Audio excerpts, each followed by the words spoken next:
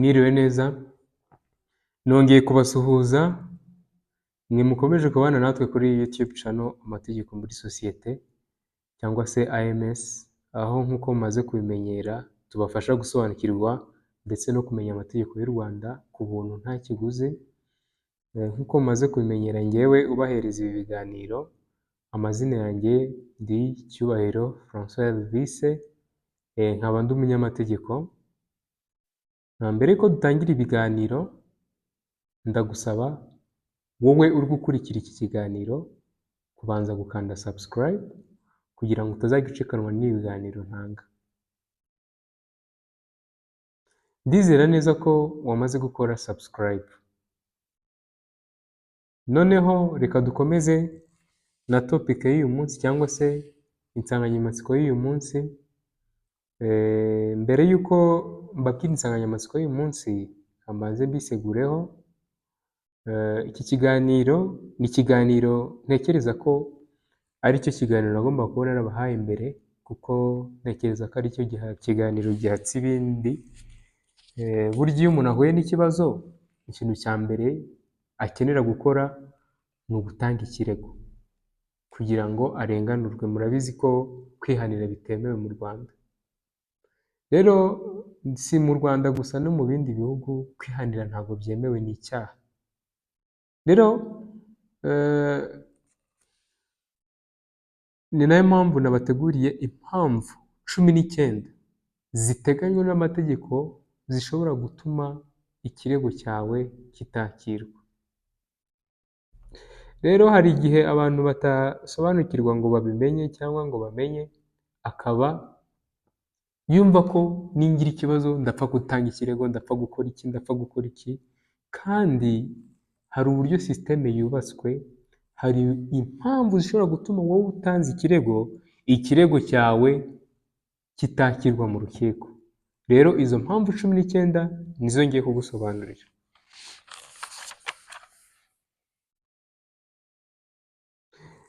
Turi buze gukora iki kiganiro dushingiye ku tegeko. Birumvikana turashingira ku tegeko nomero 22/2018 ryo kuwa 29 z'ukwa 4 2018, itegeko ryerekeye imiburanishirize y'imanza z'imbonezamubano, iz'ubucuruzi, iz'umurimo ndetse n'iz'ubutegetsi. Muri iki kiganiro cyacu ushobora kwibaza ibibazo bikurikira: ese ni ubuhe buryo bwo gutanga ikirego? Ni bande bemerewe gutanga ikirego? Ese ni ibiki bisabwa kugira ngo ikirego cyakirwe? Ese ni ubuhe burenganzira n'inshingano urega afite ku kirego cye? Ese ni izihe mpamvu 19 ziteganywa n'itegeko ushobora gutuma wamburwa uburenganzira cyangwa se zishobora gutuma ikirego cyawe kitakirwa? Ntabwo uba wambuwe uburenganzira, ahubwo ni impamvu ushobora gutuma icyo kirego cyawe kitakirwa. Ibyo byose ndibuze kubigusubiza, kandi menye neza ko wabisobanukiwe.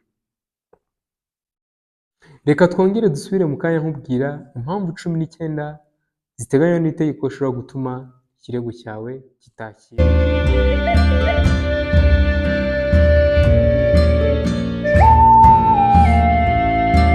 Murakoze cyane.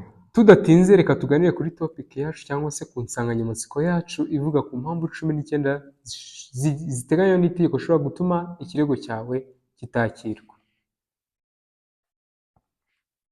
Ariko mbere y'uko tuzigeraho, hari ibintu by'ingenzi nifuza ko mubanza gusobanukirwa bijyanye n'iyakirwa ry'ikirego, bijyanye n'uburyo nyine ikirego cyakirwa.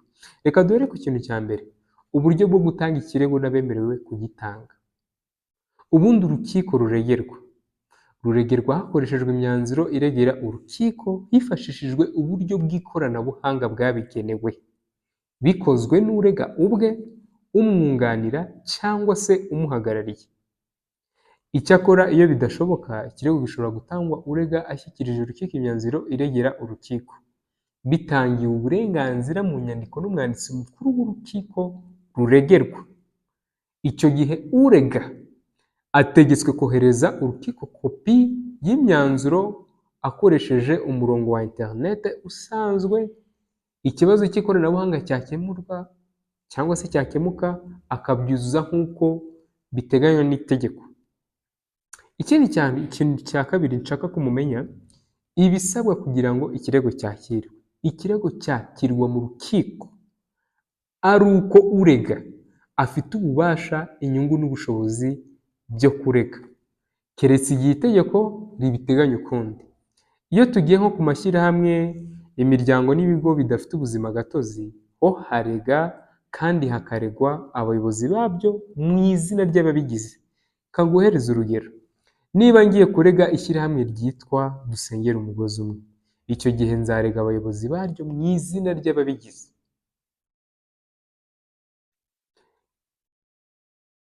Niba mvuze ngo mu izina ry'ababigize, ni mu izina ry'abagize iryo shyirahamwe. Mu kurega, iyo bagiye kurega, urugero, harega abayobozi bayo mu izina ry'abayigize. Niba ishyirahamwe Dusengere Umugozi Umwe rigize ikibazo, hazarega abayobozi baryo mu izina ry'ababigize. Ntago abatari abayobozi bazajya gutanga ikirego. Biba byiza iyo abayobozi ari bo bagiye kurega mu nyungu z'iryo shyirahamwe. Ikindi kintu, uburenganzira bw'urega ku kirego cye. Hari uburenganzira urega ahabwa n'itegeko ku kirego cye. Uretse wenda iyo hari ukundi itegeko ribiteganya, urega ku kirego cye afite uburenganzira bukurikira. Uburenganzira bwa mbere urega afite ku kirego cye ni uburenganzira bwo gutanga ikirego. Buri muntu wese afite uburenganzira bwo gutanga ikirego, nta muntu n'umwe ushobora kubukuvutsa. Ikindi kintu cya kabiri, guhagarika ikirego igihe cyose urubanza rutarasomwa cyangwa se ngo kizime ku bw'itegeko. Ikindi kintu cya gatatu, kumvikana n'uwo baburana igihe cyose urubanza rutarasomwa. Ushobora gusaba kumvikana n'uwo muburana igihe cyose urubanza rutarasomwa. Rero noneho reka turebe ku nshingano z'urega ku kirego cye. Hari inshingano. Urega afite inshingano zo gutanga ingwate y'amagarama uretse igihe itegeko ribiteganya ukundi. Ikindi kintu cya kabiri, afite inshingano zo kugaragaza umwirondoro wuzuye w'aho abarizwa, harimo email na nimero ya telefoni yabarizwaho iyo bishoboka, no kumenyesha urukiko igihe uhindutse uwo mwirondoro. Ikindi kintu cya gatatu, inshingano urega afite inshingano zo kugaragaza umwirondoro wuzuye w'uwo arega n'aho abarizwa, harimo email na nimero ya telefoni yabarizwaho iyo bishoboka. Ikindi kintu cya kane, afite inshingano zo kugaragaza abo basangiye umutungo aregera iyo bahari. Ikindi kintu cya gatanu, afite inshingano zo kugaragaza agaciro k'umutungo mu gihe ari wo uburanwa. Tudatsinze rero ngo tujye mu bintu byinshi, mwumvise uburyo bwo gutanga ikirego n'abemerewe kugitanga, mwumva ibisabwa kugira ngo ikirego cyakirwe, mumenya ngo ese urega ni ubuhe burenganzira afite, ni izihe nshingano afite ku kirego cye. Tugeze ahantu hakomeye cyane, ndabasaba gutuza mugakurikira, kuko ushobora kujya gutanga ikirego cyawe uvuye n'ahantu kure rwose, uturutse ahantu kure, wumva ko uri mukuri, ugasanga ikirego cyawe banze kucyakira kubera ko utazi izi mpamvu 19 zishobora gutuma ikirego cyawe kitakirwa.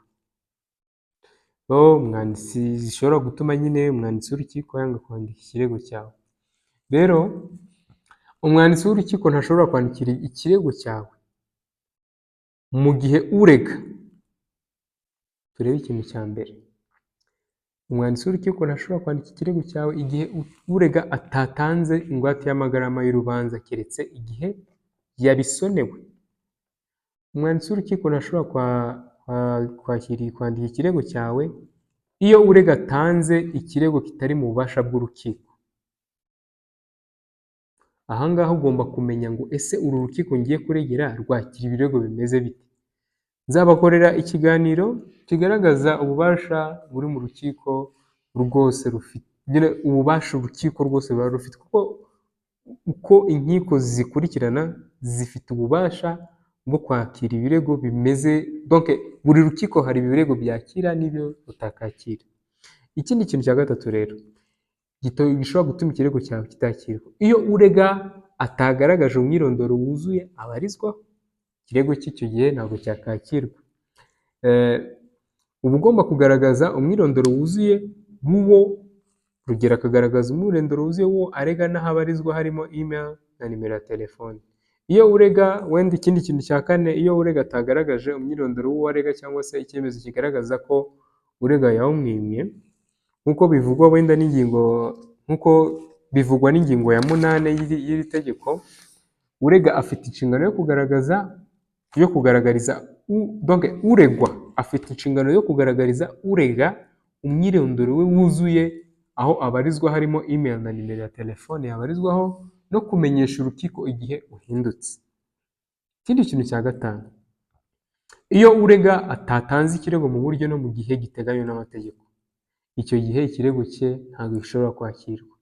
Ikindi kintu cya gatandatu, iyo urega atanze ubujurire bwa kabiri ku birego byihutirwa n'ibirego bitanzwe n'umuburanyi umwe, icyo gihe ikirego cyawe ntabwo cyakakirwa. Ikindi kintu cya karindwi, iyo urega atanze ubujurire ku cyemezo cyafashwe ku mpaka zivutse mu irangiza ry'urubanza, icyo gihe ikirego cyawe ntabwo cyakakirwa. Ikindi kintu cya 8, iyo urega atanze ubujurire ku cyemezo cyafashwe cyo gusiba urubanza rwashaje, icyo gihe ikirego cyawe ntabwo cyakakirwa. Ikindi kintu cya 9, iyo urega atanze ubujurire ku cyemezo cy'urukiko rwemeza ko rufite ububasha bwo kuburanisha, icyo gihe ikirego cyawe ntabwo cyakakirwa. Iyo urega, ikindi kintu cya 10, iyo urega atanze ubujurire mu rukiko rw'ubujurire ku manza zatangiriye mu nkiko z'ibanze, icyo gihe ikirego cyawe ntabwo cyakakirwa. Ikindi kintu cya 11, ntekereza ko ari ikindi kintu cya 11, iyo urega atanze ubujurire ku manza zibanziriza izindi budakorewe hamwe n'urubanza rwose, icyo gihe ikirego cyawe ntabwo cyakakirwa.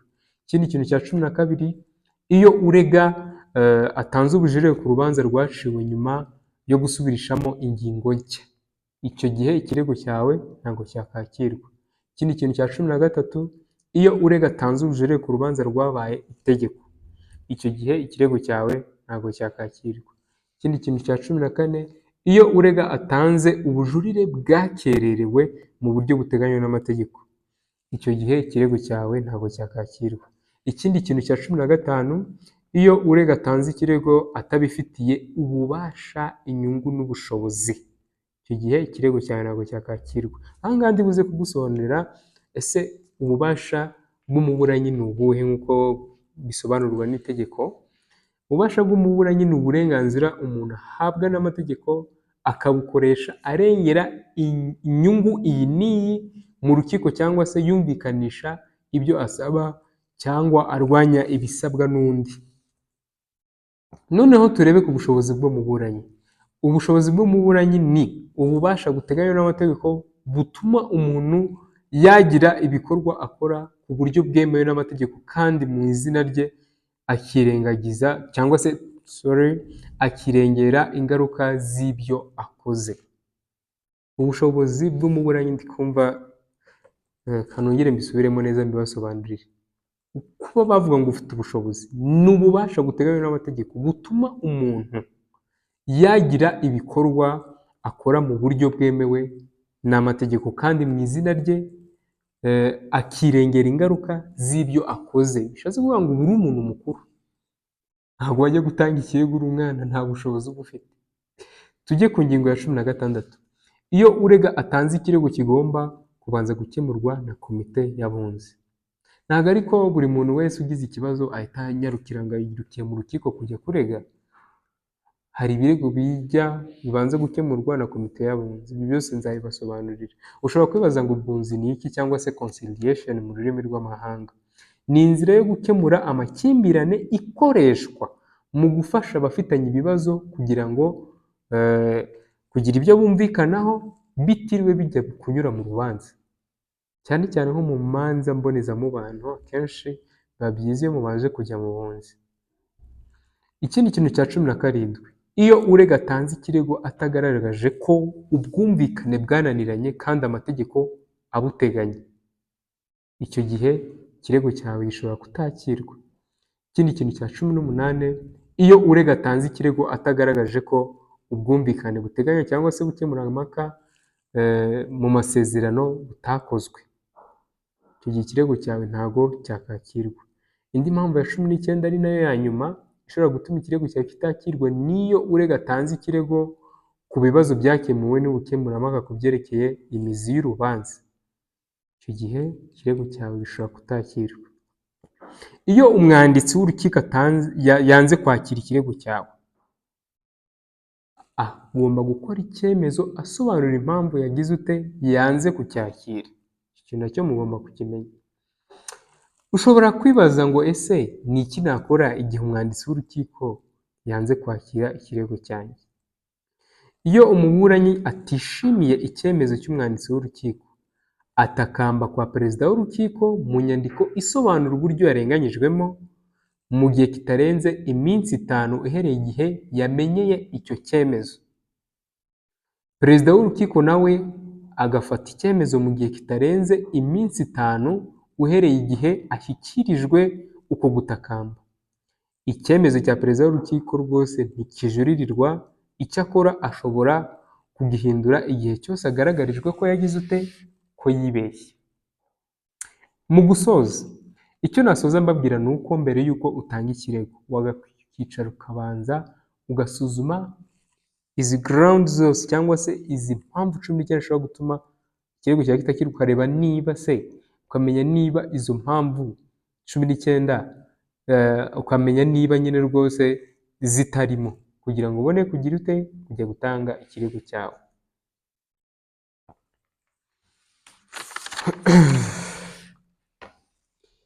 Kuko ni ibintu donc kuvuga ngo ugiye gutanga ikirego utabanje gusuzuma ibyo bintu byose ngo urebe niba ikirego cyawe cyakakirwa, ni ikibazo. Ushobora kuba wasiragira ukajya mu nkiko donc bakanga kwakira ibintu byawe uvuye nk'ahantu kure, wirirwa mu bintu byinshi, kandi hari uburyo ushobora kuba wabyigiramo ukoresheje iyi YouTube channel. Mu gusoza rero, ndagusaba wowe munyabwenge komeza gukurikira ibiganiro byacu dutanga kuri iyi YouTube channel, amategeko muri sosiyete cyangwa se AMS mu magambo y'impine. Ndagusaba gukanda subscribe, birumvikana kugira utazajya ucikwa n'ibiganiro, ndetse nagusaba gusharinga ibi biganiro kugira ngo bigere ku bantu benshi no gukanda like. Murakoze cyane, mugire icyumweru cyiza.